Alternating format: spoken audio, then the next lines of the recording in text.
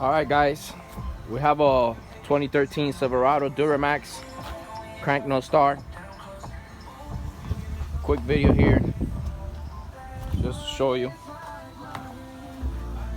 Common problems with them is diesel filter base.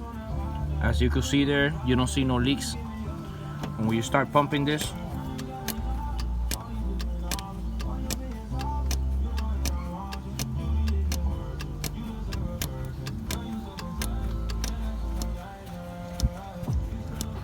there it is.